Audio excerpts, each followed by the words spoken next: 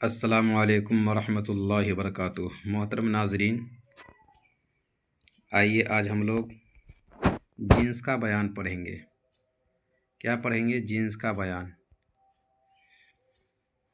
دیکھیے، جنس کسے کہتے ہیں؟ یعنی تذکیر و تانیث۔ جنس کا مطلب تذکیر و تانیث، مذکر اور مؤنث کا بیان پڑھیں گے اور اس کے بنانے کے جو قاعدے ہیں اسے بھی جانیں گے۔ دیکھیے، اسم یا تو مذکر یعنی نر ہوتا ہے یا مؤنث یعنی مادہ۔ مذکر کو نر بھی کہتے ہیں، مؤنث کو مادہ بھی کہتے ہیں، اسی کو کہتے ہیں مذکر کو تذکیر بھی کہتے ہیں اور مؤنث کو تانیث بھی کہتے ہیں۔ تو اسم یا تو مذکر ہوتا ہے یا مؤنث، یہ تذکیر و تانیث کے نام سے جانا جاتا ہے۔ اردو میں جنس کی دو قسمیں ہیں۔ کتنی قسمیں ہیں؟ دو قسمیں ہیں، جنس حقیقی اور جنس غیر حقیقی۔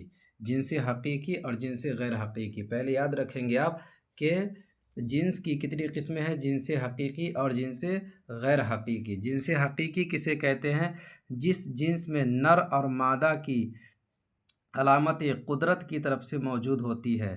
جس جنس میں نر اور مادہ کی علامت قدرت کی طرف سے موجود ہوتی ہے اسے جنس حقیقی کہتے ہیں۔ جیسے مرد، عورت، گائے، بیل، مرغا، مرغی، لڑکا، لڑکی۔ تو یہ جنس حقیقی ہے کیونکہ اس کے اندر اگر اس میں سے جو مذکر ہے، مذکر کی علامت اس کے اندر ہے، جو مؤنث ہے اس کے اندر مؤنث کی علامت یعنی کہ نشانی ہے۔ تو جس کے اندر مذکر یا مؤنث کی نشانی پائی جاتی ہو تو اسے جنس حقیقی کہتے ہیں۔ جنس غیر حقیقی کسے کہتے ہیں؟ جنس غیر حقیقی سے مراد بے جان اسما ہے، یعنی بے جان نام ہے کہ بے جان اسما ہے۔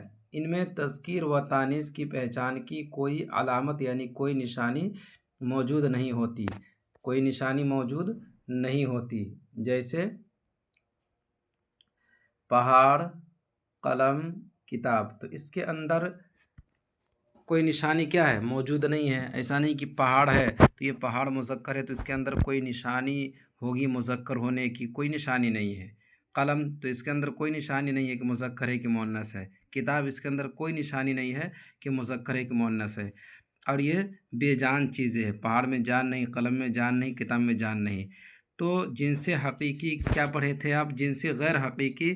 جنس غیر حقیقی سے مراد بے جان اسما ہے، یعنی بے جان نام ہے، ان میں تذکیر و تانیث کی پہچان کی کوئی علامت یعنی کوئی نشانی موجود نہیں ہوتی، کوئی نشانی موجود نہیں ہوتی ہے۔ تو دیکھیے اس کے اندر کوئی نشانی موجود نہیں ہے۔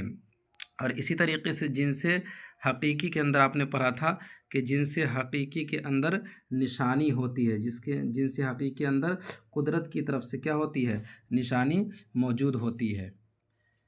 تو یہ ہو گیا جنس حقیقی اور جنس غیر حقیقی۔ اب دیکھیے تذکیر و تانیث کے کچھ اصول ہے۔ کیا ہے؟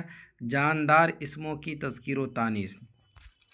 اگر ہندی الاصل الفاظ کے آخر میں الف ہو تو وہ مذکر ہوں گے، یعنی اگر جو لفظ ہندی ہو تو اصل میں وہ ہندی ہے تو وہ لفظ کے آخر میں الف ہو، یعنی الف ہوگا تو کیا ہوگا؟ مذکر ہوگا۔ جیسے بیٹا، چوہا، تو بیٹا کے آخر میں الف ہے، چوہا کے آخر میں بھی الف ہے تو یہ لفظ کیا ہو جائے گا؟ مذکر ہوگا۔ اسی طریقے سے جو بھی ورڈ ہو اس کے آخر میں اگر وہ ورڈ ہندی ہے، کیونکہ اردو زبان جو ہے کئی زبانوں سے مل کر بنی ہے، اس میں ہندی بھی شامل ہے، سنسکرت بھی شامل ہے، اردو بھی شامل ہے، عربی بھی شامل ہے، فارسی بھی شامل ہے، اسی طریقے سے اور زبانیں ہیں۔ تو اگر ہندی والا وہ ورڈ ہے، وہ لفظ ہے تو اس کے آخر میں الف ہوگا تو وہ مذکر ہوگا۔ دوسرا دیکھیے، اگر فارسی الفاظ کے آخر میں یا الف یا ہا ہو تو مذکر ہوں گے، یعنی فارسی ورڈ ہو، وہ ورڈ کیا ہو؟ فارسی ہو اور اس کے آخر میں الف ہے یا نہیں تو ہا ہے، دونوں میں سے کوئی ہے تو وہ ورڈ کیا ہوگا؟ مذکر ہوگا۔ جیسے خدا یہ لفظ فارسی ہے اصل میں، بندہ یہ فارسی ورڈ ہے اور خدا کے آخر میں الف ہے تو یہ مذکر ہوگا، بندہ کے آخر میں ہاں ہے تو یہ کیا ہوگا؟ مؤنث ہوگا۔ تیسرا دیکھیے، اگر ہندی الاصل الفاظ کے آخر میں یا ہو اور وہ پیشہ وروں کے نام نہ ہو تو مؤنث ہوں گے، یعنی ورڈ کیا ہے؟ ہندی ورڈ ہے اور اس کے آخر میں یا ہے، لیکن وہ ورڈ پیشہ ور کے لیے استعمال نہ ہوتا ہو، پیشہ وروں کا نام نہ ہو وہ الفاظ، تو وہ کیا ہوگا؟ مؤنث ہوگا۔ جیسے بیٹی اور بکری، بیٹی اور بکری تو یہ ہندی ورڈ ہے اور اس کے آخر میں یا آیا ہے تو یہ بیٹی کیا ہے؟ مؤنث ہے اور بکری بھی مؤنث ہے۔ 4، جن ہندی الاصل الفاظ کے آخر میں یا ہو وہ بھی مؤنث ہوتے ہیں۔ ہندی ورڈ ہے اور اس کے آخر میں کیا ہو؟ یا ہو تو وہ کیا ہوں گے؟ مؤنث ہوں گے۔ وہ کیا پڑھے تھے؟ اگر ہندی الاصل الفاظ کے آخر میں الف ہو تو وہ مذکر ہوں گے، الف تھا تو یہ مذکر ہو گیا۔ اب بتا رہا ہے کہ جن ہندی الاصل الفاظ کے آخر میں یا ہو وہ مؤنث ہوں گے، جیسے چڑیا، کتیا، گڑیا، تو اس کے آخر میں کیا ہے؟ یا ہے، تو یہ کیا ہوگا؟ مؤنث ہوگا۔ اور یہ ورڈ کیا ہے؟ ہندی ورڈ ہے۔ چڑیا ہندی ورڈ ہے، کتیا ہندی ورڈ ہے، گڑیا ہندی ورڈ ہے۔ 5واں دیکھیے، مؤنث اور مذکر کے لیے الگ الگ الفاظ بھی ہوتے ہیں، جیسے ماں، باپ، بھائی، بہن، بیل، گائے۔ تو مذکر مؤنث کے لیے یہ سب کیا ہے؟ الگ الگ الفاظ ہے۔ آگے دیکھیے کیا کہہ رہے ہیں۔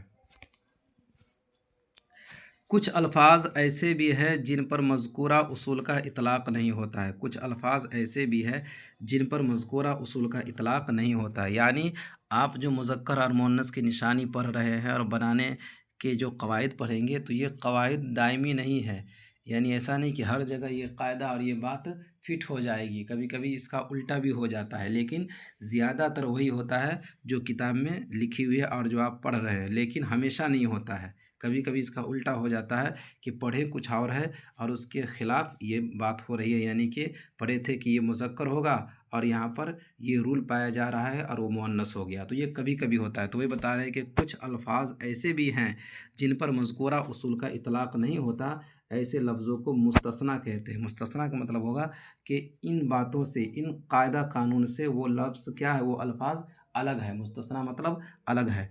مذکر سے مؤنث بنانے کے قاعدے دیکھیے۔ مذکر کے الف یا ہا کو مؤنث کی یا سے بدل کر، جیسے مذکر کے الف یا ہا کو، الف ہو مذکر کے آخر میں یا ہا ہو، دونوں میں سے کوئی ایک ہو تو مؤنث کی یا سے بدل کر مؤنث بنا لیتے ہیں۔ جیسے بیٹا، یہ مذکر ہے، اس کے آخر میں الف ہے تو الف کو یا سے بدل دیے تو بیٹی ہو گیا، بیٹی مؤنث ہو گیا۔ بندہ، بندہ کے آخر میں ہا ہے تو ہا کو یا سے بدل دیے تو بندی۔ چیونٹا کے آخر میں الف ہے، الف کو یا سے بدل دیے تو چیونٹی۔ اندھا کے آخر میں الف ہے، اس کو یا سے بدل دیے تو اندھی ہو گیا۔ اسی طریقے سے دیکھیے، مذکر الفاظ کے آخر میں یا بڑھا کر، مذکر الفاظ ہے اور اس کے آخر میں یا بڑھا دیں گے تو کیا ہو جائے گا؟ مؤنث ہو جائے گا۔ جیسے برہمن، برہمنی، ہرن، ہرنی، ٹھیک ہے، برہمن، تو اس کے آخر میں مذکر، برہمن کیا ہے؟ مذکر ورڈ ہے، تو اس کے آخر میں یا بڑھا دیے تو برہمنی، یا بڑھ گیا تو برہمنی یعنی مؤنث ہو گیا۔ ہرن یہ مذکر ورڈ ہے، اس کے آخر میں ہرنی یا بڑھا دیے تو مؤنث ہو گیا ہے۔ آگے دیکھیے کیا بول رہا ہے۔ مذکر کے آخری حرف کو نون سے بدل کر یا آخر کے کسی حرف کو ہٹا کر نون کے اضافہ سے مؤنث بن جاتا ہے۔ جیسے بھنگی، تو بھنگی کے آخر میں کیا ہے؟ یا ہے، تو یا کو نون سے بدل دیں گے، یا ہٹ گیا نون لگ گیا تو بھنگن، ٹھیک ہے۔ اس طرح جوگی، جوگن، ٹھیک ہے، یا کو ہٹا کے نون لگا دیے تو جوگن۔ گوالا، آخر میں کیا ہے؟ آخر کسی حرف کو ہٹا دیے تو الف ہے، آخر میں الف کو ہٹا دیے، نون لگا دیے، نون کا اضافہ بولا تھا نا، نون لگا دیے تو گوالین۔ دھوبی، دھوبن، ٹھیک ہے، تو یہ ہو گیا۔ مذکر، مذکر الفاظ کے آخر میں نون بڑھا کر، مذکر الفاظ ہے اس کے آخر میں نون بڑھا دیں گے تو مؤنث بن جائے گا۔ جیسے ناگ، یہ مذکر الفاظ ہے، اس کے آخر میں نون بڑھا دیے تو ناگین۔ چمار، چمارین، ٹھیک ہے۔ مذکر کے آخری حرف کو گرا کر نی یا انی کے اضافہ سے، مذکر کے آخری حرف کو گرا کر یعنی آخری حرف کو ہٹا دیں گے اور پھر نی لگا دیں گے یا نہیں تو انی لگا دیں گے تو مؤنث بن جائے گا۔ جیسے شیر تو شیرنی، ٹھیک ہے۔ استاد، استانی، ٹھیک ہے۔ ڈاکٹر، ڈاکٹرنی، نی لگا رہے ہیں نا، یہاں انی لگائے تھے، استانی، استاد، دال کو ہٹا دیے اور دال کو ہٹانے کے بعد انی لگا دیے، ہے نا، الف اور نون بڑھ گیا، ٹھیک ہے، تو استانی، استانی، نو لگا دیے تھے نی۔ مہتر، مہترانی، ہے نا, علی انی لگ گیا, مہتر اور مہترانی انی لگ گیا, مغل مغلانی انی لگ گیا, ڈوم ڈومنی, ہے نا, نی لگ گیا, تو مؤنث بن جائے گا. تو یہ مذکر سے مؤنث بنانے کے کچھ اصول ہے, اسے آپ کیا کریں گے, پڑھیں گے, سمجھنے کی کوشش کریں گے. اور دیکھیے 6 نمبر میں مذکر کے آخری حرف کو ہٹا کر یا بغیر ہٹائے یا بڑھا کر, مذکر کے آخری حرف کو ہٹا کر یا بغیر ہٹائے یا بڑھا کر, جیسے چوہا چوہیا. تو مذکر کے آخری ورڈ کیا تھا, چوہا, الف, تو الف کو ہٹا دیے اور یا بڑھا دیے, چوہیا. کتا, کتا کے آخر میں کیا ہے, الف ہے, تو الف کو ہٹا کر یا لگا دیے, کیا ہو گیا, کتیا ہو گیا. تو یہ مذکر سے مؤنث بنانے کے کچھ اصول اور قواعد تھے. آگے دیکھیے, مندرجہ ذیل الفاظ مذکر ہے, ان کا مؤنث نہیں ہوتا, یعنی یہ سب ورڈ جو ہے پورا لکھا ہوا یہ سب مذکر ہے, اس کا مؤنث ہوتا ہی نہیں ہے, یہ مذکر ہی صرف ہوتا ہے. جیسے طوطا, کوا, اژدہا, باز, الو, تیندوا, ہے نا, چیتا, بھانڈ, بھڑوا, ہجرا, کچھوا. تو یہ سب ورڈ ہے کہ اس کا صرف مذکر ہی استعمال ہوتا ہے, مؤنث اس کا نہیں آتا ہے. مندرجہ ذیل الفاظ مؤنث ہے, ان کا مذکر نہیں ہوتا. اب دیکھیے یہ سب کے سب کیا ہے, مؤنث ہے, اس کا مذکر ہوتا ہی نہیں. چیل, چڑیل, بطخ, ڈائن, یہ سب ورڈ کیا ہے, مؤنث ہے. چیل, چڑیل, بطخ, ڈائن, فاختہ, صوت, مینا, لومڑی, بیوہ, سہاگن, مکھی, جھنگور, چھپکلی, چھچھندر, بھیڑ. اکثر اوقات الفاظ کے ساتھ نر اور مادہ کا لفظ لگا کر مذکر و مؤنث بنا لیتے ہیں. ٹھیک ہے, تو یہ دیکھیے مثلاً مادہ خر, نر گاؤ, مادہ خرگوش, ہے نا, یا چیتے کی مادہ. اسم یا صفت کے آخر میں پن لگا کر بنے الفاظ مذکر ہوتے ہیں, جیسے بچپن, لڑکپن, دیوانہ پن. کیا بولا, اسم یا صفت کے آخر میں پن لگا کر بنے الفاظ مذکر ہوتے ہیں. تو یہ بچپن مذکر, لڑکپن مذکر, دیوانہ پن مذکر, پن لگ گیا آخر میں. آخر میں دیکھیے یہ کیا کہہ رہے ہیں, ہندی مصدر مذکر استعمال ہوتے ہیں. ہندی مصدر کیا ہوتے ہیں, مذکر استعمال ہوتے ہیں. اس کا مرنا, سب کو شاق گزرا, مرنا یہ ہندی ورڈ ہے, تو یہ مذکر ہی استعمال ہوگا. لیکن جب مؤنث لفظ سے متعلق یعنی جڑ جاتا ہے, مؤنث لفظ سے ہندی ورڈ جو مذکر ہے وہ اگر مؤنث سے جڑ جاتا ہے تو اس کی صورت بھی مؤنث ہو جاتی ہے. جیسے بات, بات کیا ہے, مؤنث ہے. بات کرنی مجھے مشکل کبھی ایسی تو نہ تھی.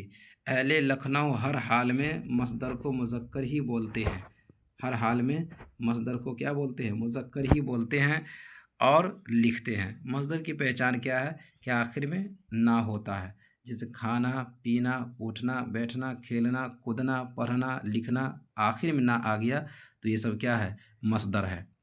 آگے دیکھیے, اگر دو الفاظ میں ایک مؤنث اور دوسرا مذکر مع حرف عطف یا بلا حرف عطف, یعنی حرف عطف کے ساتھ ہو یا بغیر حرف عطف کے ہو, تو فعل عطف کا بیان آخر میں آئے گا. تو فعل کی تذکیر و تانیث آخری لفظ کے لحاظ سے ہوگی, یعنی دو ورڈ ایک ساتھ آ گیا ہے اور ایک ساتھ آیا ہے تو اس میں سے ایک مذکر ہے ایک مؤنث ہے, تو ہم اس کو کس طریقے سے استعمال کریں گے, مذکر استعمال کریں گے یا مؤنث استعمال کریں گے. تو بتایا ہے کہ آخری ورڈ کا لحاظ کرتے ہوئے اس کا کیا کریں گے, استعمال کریں گے.